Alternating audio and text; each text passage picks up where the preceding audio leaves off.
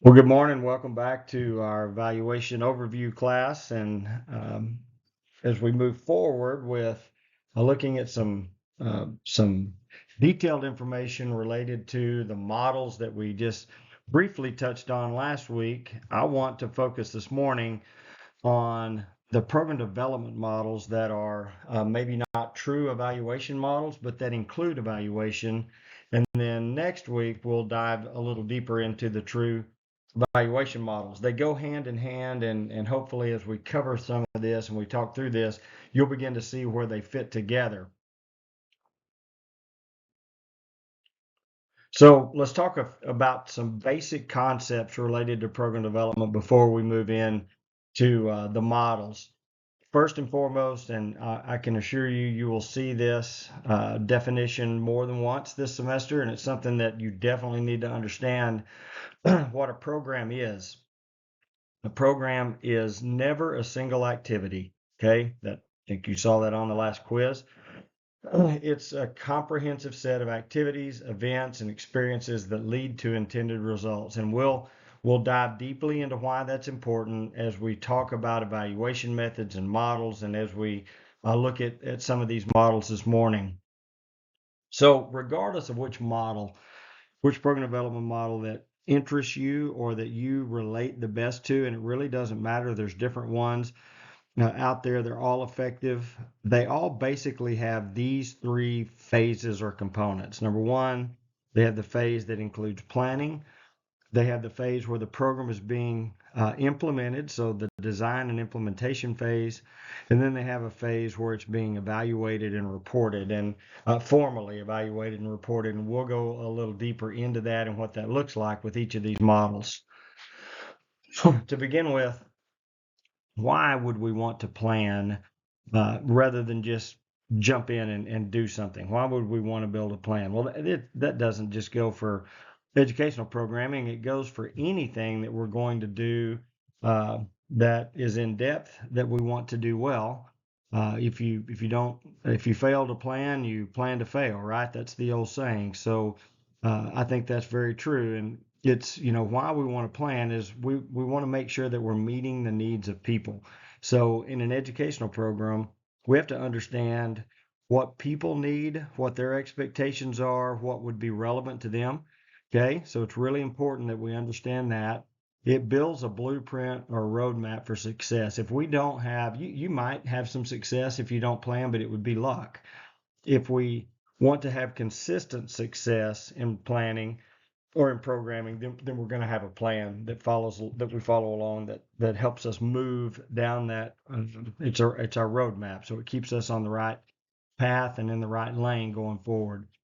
Make sure that we have enough resources and that we know how those resources need to be allocated. There's nothing worse than getting halfway through, and this is anything. Think about building a home. If you don't have a budget and a plan, you get halfway through and you run out of money. Well, you kind of look silly. You've got a halfway finished house sitting there. So we make sure that we've got a plan for what resources we have, how we're going to prioritize and allocate those resources. It helps us make the right decisions. So it's our justification for making decisions. And then it's a public relations tool. It helps us communicate with funders and people that support our program about exactly how we're going to do it. And it shows them that we're systematic in the way that we're building our educational programming. So let's look at some models. Okay, there's three that we'll focus on. Um, the first is the TOPS model. That's Rockwell and Bennett's TOPS model. Then we'll look at a logic model, and we touch briefly on these again. And then we'll go more in depth on, obviously my favorite, which is the A&M AgriLife Extension Service Program Development Model. And it's a model that basically combines components from both TOPS and logic. So Rockwell and Bennett's TOPS model, when you first look at the model, it's confusing. There's no question about it. It's based on a hierarchy that has 7 levels, and it assumes that program planning or program development and evaluation use the same levels. And as you see the model, as it first pops up on the screen, you look at it and say, what in the world does this mean? And it does get somewhat difficult, but you start over on the left-hand side, okay, with program development. And the first thing that you have to do is you have to identify what the current conditions are. Okay, so what are the social, economic, environmental conditions that currently exist that you want to develop a program to address? So if there's not something that's significant that you've identified as a condition that should be changed, then you're wasting your time. You want to make sure that there are conditions that currently exist that warrant your time, effort, and resources into a program development process. Okay, so it's identifying what those conditions are. Then you're going to identify the current practices. What are people currently doing that contribute to those conditions? What is it? Is it the way that they're behaving? Is it something? If it's an agricultural issue, is it something that they're currently using from a production practice or a production technique? So what are those practices that are currently being implemented? Then you work your way down. KASA, you can see it on the bottom right. We call that CASA. It stands for knowledge, attitude, skills, and aspirations. Sometimes the second A will be adoption. So it kind of depends on what your program is aimed at, but those are the things. That's what do people know about the conditions? What do they know about the issue? What are their attitudes towards what you might be wanting them to change? What skills would be required for it, for them to be able to make that change? And then, what's the ultimate goal? What are the aspirations of what you're trying to do? Okay, then there's reactions. What are people's reactions around you potentially addressing this issue? Can you get them to participate in the issue or in your educational programming? What activities would you plan as as you're developing your educational program? What kinds of activities? Where would you start, and where would you finish? What kinds of methods would you employ to try to teach the content and to get them to adopt the change or the behavior? And then what resources would be needed? Okay, so that's down the left side. That's the program development side. The program performance side, this is as you're implementing. Okay, so you're going to start with determining the resources that you just identified. Do you have them available? Okay, and then you're going to begin to employ those resources and utilize those resources as you develop those activities. And those activities, and we'll go more in depth about what those are, but maybe it's a seminar, or maybe you begin with more of a media campaign to create awareness, and then you move into uh, teaching the content, helping people understand why it might be important to make a change.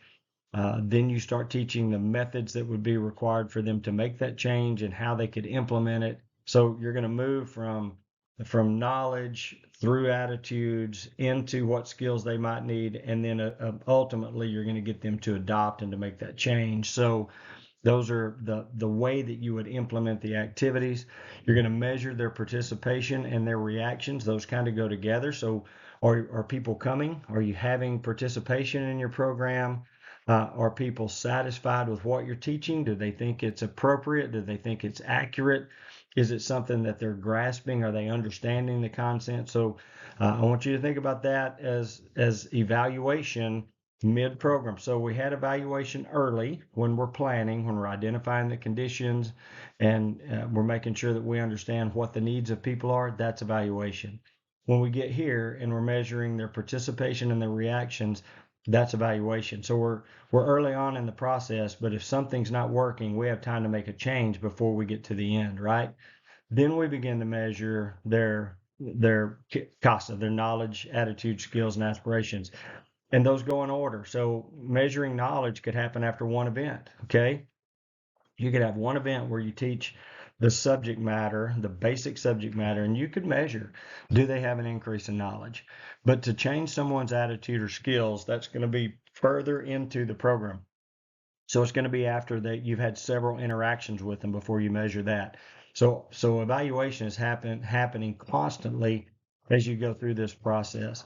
At the end, you're going to see what practices they've changed. That's the ultimate measure of success. Did you change someone's behavior? Did they adopt those practices that you're teaching? And then what impact did that have on the social, economic, and environmental outcomes. So it's a full circle kind of a model, and that I like. And once you get to that point, you can see that that arrow just wraps back around, and you go right back over to the left-hand side because it may be something that you have an entry level kind of a program the first year, you go more in depth the second year. So it could be a circular program that goes from one year to the next. So there's some really good pieces to this model. It again, it's confusing when you first look at it, but when you break it down and kind of talk through it and see how planning and evaluation go together, it begins to make sense. So we've mentioned the logic model last week in our overview. Logic model is the most commonly used program development and evaluation model in the United States, without question. It's the one that's the most widely accepted and widely used, and it's a good model. It does a lot of things really well. If you're ever doing a federal grant or almost any governmental grant, probably going to be required to have a logic model. So it's something that it's probably good that you have some understanding of, that you have at least a base level of knowledge on how you might use a logic model. So we'll spend a little time on that so that you understand it. The thing with a logic model is that it's a sequence of actions that describe what a program is and what it will do, and it displays some of the major components of a program. So as you look at it, you can kind of begin to see that. And I apologize for it being maybe just a little small, but this is what a logic model would look like. And those boxes would have obviously your text and your information in it about your program.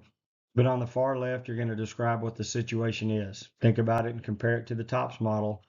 This is those social, economic, and environmental conditions. That's the situation. So, what are some needs? What are some things that have been identified as issues that the community would like to change? Okay, and then we're going to describe a little more detail about that issue, why it would be important that it could be changed, who it affects, how widespread it is, etc. All that fits into that situation box. Priorities. So, that's where we look at specifically how do we fit into that in terms of our organization. Is this something that is it a priority for us to address this issue? Or is it something that maybe we should team up with another organization or another agency to begin to address? So we have to identify those priorities. Okay. Then we start moving across how we would begin to implement and address the program. So what inputs would be required? That's what we invest in the program. That's our staff, our volunteers, our time, our money, um, our materials, our equipment, etc. Those are the things that we have available as an organization or as a program manager that we can invest into the development of this educational program. Okay, that's the inputs. Outputs are the activities that we have. So this is what we do. This is the workshops, the meetings, the demonstrations, the field days, the publications, the websites, the trainings that we put together to address the issue with the target audience. Okay, so we've understood what the situation is and who the people are that are affected. We've identified what we have. We begin to use what we have to develop an educational plan. Then we start to measure the participation. Who is participating? Are we reaching the right target audience? Do we have partners and agencies that we've brought in that we're beginning to engage in this process? And then how satisfied are our clientele? So, think back to the Tops and Bennett model, or the Tops model, where it talked about participation and reaction. That's where we are. We're measuring participation, we're measuring reaction and satisfaction at this point. Okay, so that's the evaluation that's happening here. Then you move into the outcomes portion, and there's 3 levels of outcomes. Okay, so think about knowledge, attitudes, skills, and aspirations. There's 4 there. For this, there's 3. There's short, medium, and long term. The short term would be things like knowledge, learning, awareness, maybe attitudes. Okay, you might change attitudes in a short term. That could be a medium term, kind of depending on what you're teaching. Okay, medium term would be where you begin to get behavior change. You see them adopt a practice, so let's compare terminology. These go right back to CASA: knowledge, attitude, skills, aspirations, or adoptions, right? That fits right in with the other model. So those are medium in this model, those are medium term. The long term is social, economic, civic, and environmental.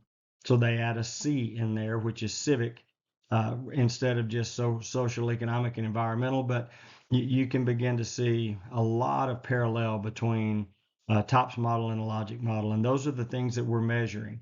When you look at the underlying boxes that go along with this model, there's assumptions. So we're going to assume that we have those inputs, that people will come if we plan an educational program. Those are the assumptions that lay under there, that people are interested in what we might be teaching, right?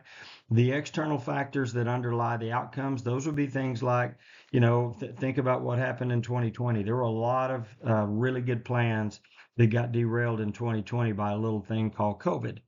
We go back to 2011 in agriculture. There were a lot of really good plans that got absolutely waylaid by a little thing called a drought.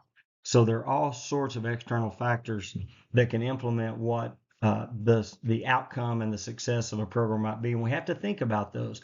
Doesn't mean we can control them. Doesn't mean we can stop them. But we have to think about them and identify them so that as they do begin to surface, we've got a plan on what we might do differently. Okay, so it's just something that we have to take into account. And then underlying the whole model, the yellow box, is evaluation.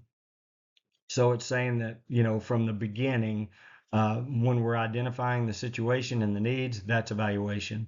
When we're identifying participation and reaction, that's evaluation. And obviously, when we're evaluating and measuring knowledge gain and attitudes and skills and behaviors and practices, that certainly is evaluation. So evaluation underlies the whole model. If I had a concern with this model, for me personally, it's that it's linear. I like a model that's more circular because it tells me that when we get to the end, it should lead to another effort, another activity, another program, something that we're going to build on from that point. We don't quite get that with the logic model, but I think it's still a really good model. And again, it's the most widely used model out there. So one that you're going to get the opportunity probably to utilize if you're involved in any kind of nonprofit work, government work, educational programming. If you're going to work in a school, anything like that, you probably are going to get an opportunity to work with a logic model.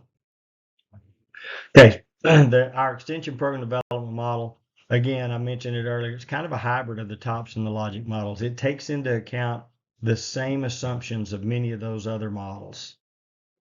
And at first glance, this model can be a little confusing too. It's kind of busy. There's a lot happening here, and I'll be the first to admit it, that there's a lot going on with this model. But the way I teach it, when I'm working with our educators, and the things that I try to do is to break this model down into pieces. And we teach the planning phase of the model. We talked at the very beginning about the phases. The extension model has 4 phases, but you'll see where those can go together and where that fits with what we talked about earlier. But plan is an obvious phase, and I like to break it into steps. So not only is this a phase, there are 4 steps within this phase. The first step is that we're going to identify the issue. So, what are we trying to address? Then we're going to find the situation. Think back to the other models. That's exactly what we did, identifying social, economic, environmental issues and what that situation is, describing and identifying specifically what's important. I think this model does a much better job here in very blatantly identifying step 3, which is, do we understand and can we fully describe who the target audience is? You can't have success with an educational program if you don't really know your target audience. And that doesn't mean that we just know where they live or what they look like. We need to know what their educational level is. How do they like to learn? What's their preferred method? Are they illiterate on a computer? Do they understand technology? We have to know all those sorts of things because that tells us what kind of methods we can use to reach and teach them, right? And then right up front, we're going to identify and define what those outcomes and objectives are. So we understand what the issue is and what the conditions are. What do we want to change? Specifically, what are the goals and things that we want to see as a result of this educational program? So that's kind of what those steps look like. Okay, identifying the issue, justifying the issue, identifying and describing the target audience, seeing the intended results, and our program priorities are understanding the initial and selecting the initial content and the methods and what the order of those events are and the way that we would address that educational program. Okay. Development of the evaluation and reporting plan, that happens right up front. We're going to do that right up front, and we're going to have an initial budget and understand what this program might cost. So evaluation in this phase is really focusing on, can this thing be successful? We know what the issues are. We think we know how we're going to address it. We know who the target audience is. Do we have the resources? Do we have the expertise to do it? And if not, then, what do we need to do differently? Do we need to partner with someone? Because this is where we have the opportunity to identify weaknesses that we might have in addressing this issue, and let's fix them now before we get too far in. Some questions that you want to ask in the program planning phase related to evaluation. Do we have a detailed definition and description of the problem? Okay, that's a question. We better be able to answer that. Is the description, extent, and distribution of the target population, the target audience, clearly defined? Better be able to answer that. Do you have a clearly identified intended result? Do we know exactly what we hope to see when we get to the end of this program, what the desired intended result would be? We need to be able to answer that. Is there a realistic educational approach? So what we've planned, what we think we're going to plan in the sequence of events, is it realistic? Can we do it? Do we have the resources? Do we have a target audience that will have buy-in? If not, let's see what we need to change there. Does it account for the needed resources? So the educational approach that we've identified, do we have the needed resources? If not, what do we need to do to gather them? Is there a plan for outcome and impact evaluation? Up front, at the very end, do we know how we're going to evaluate the impact of this educational program and how we're going to tell that story? Okay.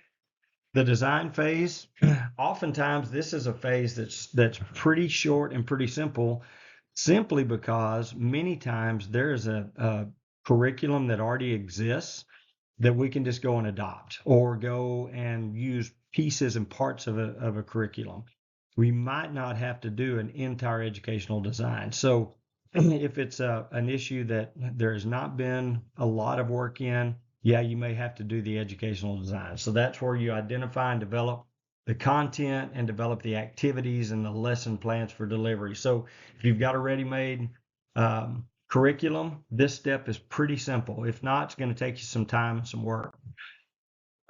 So what we're trying to do during the design phase is we want to make sure that the content that you're thinking about delivering is right for the target audience. Is it at the right level of expertise and knowledge? Is it, think about language. Do we have the ability to deliver that content in multiple languages if needed? So those kinds of things are really important to think through and to understand.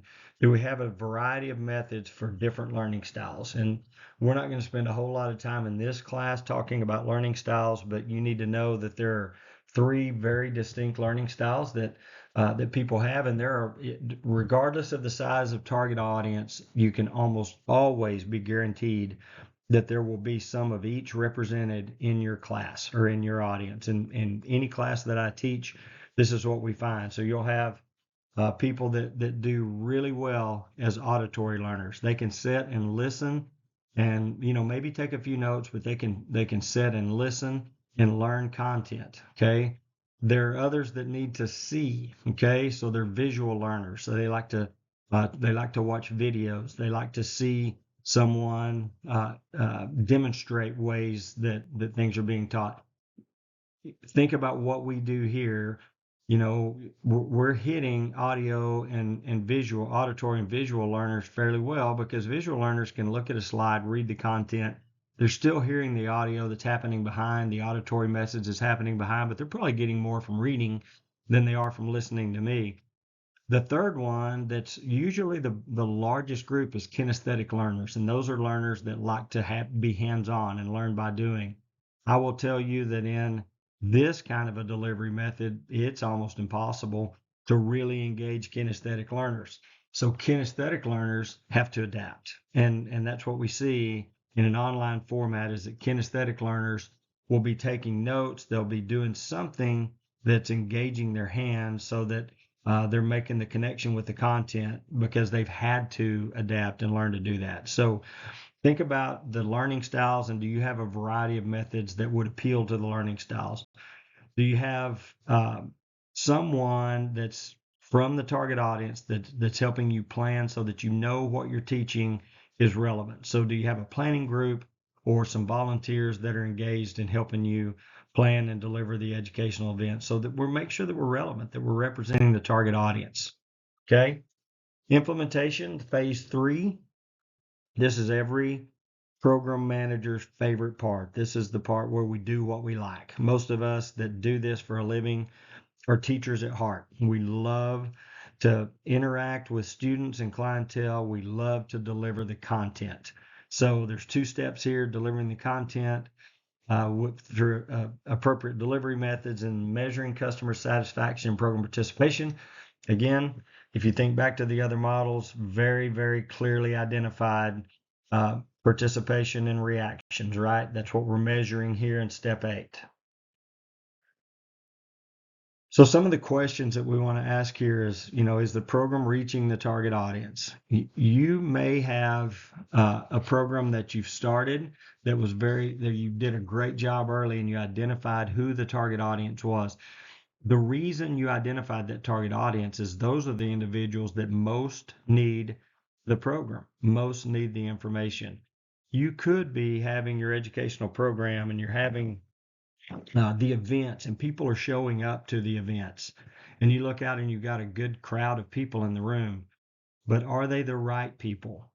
If they're not the people that have the most need for the information, or the most need for the change that we're trying to implement, you get to the end of the program, you're still likely to not have successful results, because these people don't need it. It's not something that's going to benefit them. They're coming maybe because it's something that they have a passing interest in, or maybe it's just a social event, something that they feel like they're going to go be a part of it to be around other people. If they're not the right people in the room, when you get to the end, you're not going to have the results that you want. So that's a question we have to ask up front. Are we reaching the right people, the right target audience?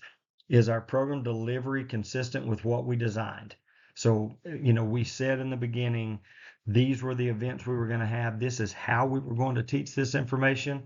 Is that holding true? Are we being consistent with what we planned? And if not, where are the variations? What do we need to get it back on track? What resources are being used? Are we going to have enough resources? Are we going to run out of time, money, educational materials, etc.? Are we going to have enough? And then what's the satisfaction level of the target audience? Are they pleased with the way it's being implemented? Do they think it's at the right level? Is it relevant? Are we hitting the target that we identified in the planning phase? Okay, some more questions to consider. Is the program proceeding as planned? Okay, customer satisfaction. Those are things. Are our clientele satisfied? Is the content right? Are we teaching above level? Are we teaching below level? Do we need to speed up? Do we need to back up and make sure that everybody's on the same page before we move forward? You can't know those things if you're not asking the questions and doing some evaluation as we go through. Are we delivering a variety of methods and making sure that people of different styles are getting the information? And then again, do we have those volunteers that are helping us understand how successful we're being? Okay, so this is formative evaluation.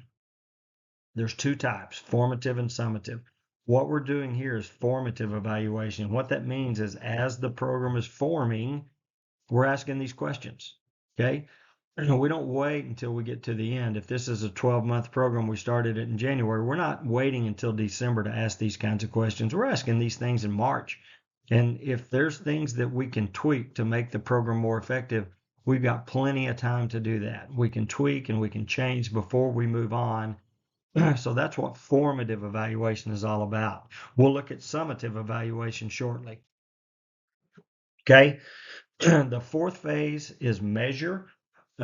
Measure is more than just evaluating, but certainly that's the big part of what we do here. There's 3 steps. So it's conducting the entire program evaluation. It's reporting the results of the evaluation to stakeholders. It's no good to evaluate a program if we don't tell those results and share those results with those that are interested. And then there could be a long-term follow-up evaluation to see if there's economic or environmental impact. So some things to consider here. What we're trying to do is, I said maybe this program is January to December. So this is the December evaluation. This is summative evaluation. So we're summing up the impact and the true results of the program. So we're measuring outcomes and impacts at the end. Okay, we're telling the story of what the program did. So we're marketing those results and telling that story. We're making sure that uh, that our stakeholders understand why these results might be important to this community or to the county or to the state. And then again, there may be a follow-up. So, we can ask somebody at the direct end of a program in December, do you plan to implement the change or to change your behavior or to adopt this practice? And they may tell you yes. Okay, so we know from research that when people have made the decision to make a change, they typically will do so. Okay, they may not have implemented it yet, but they typically will. So we can feel pretty confident that they're going to make that change, but we still don't know the so what of it. So there may have to be a long-term follow-up, maybe 6 or 9 months, where we come back and say, okay, you said that you were going to make this change. First of all, did you make it? And if so, did that make your operation more profitable? Has it made you healthier? Has it reduced the amount of chemical that you've used, or have you reduced the amount of water that you're using in your landscape? So if we want to determine what the economic or the social or the environmental impact is, many times we have to come back after the program longer term and ask a few additional questions so that we can get a true measurement of that. Okay. We want to evaluate, did we hit our intended results? We identified in the planning phase what we wanted to change. So at the end, the summative evaluation is going to ask questions that very specifically tie back to what the intended change was that we identified in the planning phase. They're going to go hand in hand. We're going to be measuring what we said we were going to change. At some point, we've got to measure net effects from gross effects, and that gets a little bit difficult, and we'll talk more about that, way more in depth about that later in the semester. But there are some things that can affect a program as it goes through just time and maturation. Think about young kids that maybe we're trying to evaluate, and we get to the end of a program, and there's been a massive change. Well, some of that change may just be that these kids have learned through other methods, just through school or through just being around others. They've learned some things and changed some behaviors that may not be directly attributable to our program. So it's really nice when we can say, yeah, there's been this change, but our program specifically can take credit for this portion of the change. That can be really hard to do. And again, we'll spend more time on that later in the semester. One of the things, though, that we can do that does help us determine net effect is we can compare participants in our program to non-participants of our program, or we can compare participants over time. So the easiest way that a lot of times that we can talk about net effect is we can look at the participants in our program and then a very similar group of participants, a very similar group of people who were not participants in our program, and we can compare them, and we can say that, the juveniles or the young people in our program are attending school more regularly. Their uh, uh, scholastic record has increased. They're not having disciplinary problems at school. Whereas the group that we did not reach, that were very similar in the beginning, very similar demographics, very similar families, when we look at that group that didn't participate in our program, there's still high levels of truancy. There's still a lot of referrals to uh, alternative school, all those sorts of things that are indicators of success that these kids over here are not exhibiting, whereas the participants in our program are exhibiting. So we can take credit for the positive results with these kids over here that participated in our program when we compare them to their peers and see that there's a strong, very stark difference between the two. So we'll talk about this much more in depth as we get a little later on. But just be thinking about that when you're thinking about the plan or the program that you want to develop a plan for. So some things on program development, okay, that just to kind of wrap up here, things that you need to think about. The program development process is always a guide to an educational program, okay? All three models that we talk about, very similar. They're going to end at the same place. We're going to have the same end result. It's just some maybe are a little more systematic. I like the steps in the extension plan. I felt like that as we developed that plan, that it was, yeah, it gets a little busy, but it's pretty intuitive. There's very few places where you have to think about where it fits, right? It's very systematic and very intuitive, and you can just put those steps into place. Evaluation is not just the end of the program, okay? It's not an end process. It's an integral part of the program development process from start to finish. From understanding the issue to understanding your target audience, that's evaluation. That's needs assessment. That's a huge part of evaluation. That's at the beginning. Understanding participation and reaction and making tweaks, that's formative evaluation. That's kind of all throughout the entire implementation phase of your educational program. And then at the end, the summative evaluation, where we determine what the impacts of the educational program were. So evaluation underlies all three models and is an integral part of program development from start to finish, and needs to be that. Okay, so think about this as you start to identify the program, and that's something that you have to do this week. Is identify what program you're going to develop an educational or an evaluation plan for. Okay, you're not going to evaluate a program. You're not going to have data. You're not going to analyze data. None of that. You're just going to develop a plan for how you would evaluate an educational program or some sort of social program. I put some in the discussion thread. I put some things out there just to get your mind moving, to make you maybe think of something that you might want to evaluate. But think about maybe something that you were a part of in high school, or something that maybe you're a part of now, a civic group. Uh, if you're in a fraternity or sorority or another club or organization on campus that does some sort of a program, maybe you want to develop an evaluation plan for that. Maybe it's something that you want to be a part of at some point, Ducks Unlimited, or a group like that has a cause, that does educational programming, outreach programming. Those are the kinds of organizations that fit best in this. Maybe you want to work in boys and girls clubs. Maybe you want to be a county extension agent and you want to work with 4-H programs or adult educational programs. It may be something like that. And again, you don't have to have intimate knowledge about the program. You don't have to be a participant in the program, but it needs to be a program that you can gather information on. Okay, so there needs to be information that's readily available, whether it's online, whether you have a relationship with the program manager, so that you can get the information you need to develop the education, the evaluation plan.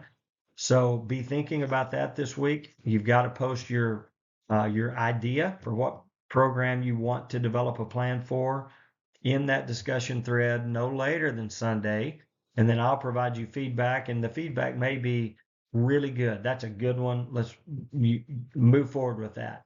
It may be, that one's going to be tough. So don't get discouraged if I give you, because I want you to be successful. I want you to have a good end of semester project and be able to present a really good case for your evaluation plan. So if I think it's going to be a difficult one to develop a plan for, I'm going to tell you that. You can still do it. And, if you're passionate about it and that's what you want to do, go for it. But I'm going to give you honest feedback about whether I think it would be difficult or whether I think, yeah, that's a great one and you'll have success there. Okay. So looking forward to hearing from you this week and what some of your thoughts are. Next week, we'll look more specifically at true evaluation models and go a little more in depth on them. And then we'll start moving through some of the things that will be required in your plan that you'll start to implement as we go through, starting with the week of September 16th, where we talk about focusing the evaluation. That's going to be where you start plugging this into your plan. And I would encourage you to build your evaluation plan as we go through the semester. If you have any questions this week, if you need anything, don't hesitate to reach out to me. Hope everybody's enjoying a long weekend and a little break, and uh, we'll look forward to hearing from you as we go through this week. Thanks and gig 'em.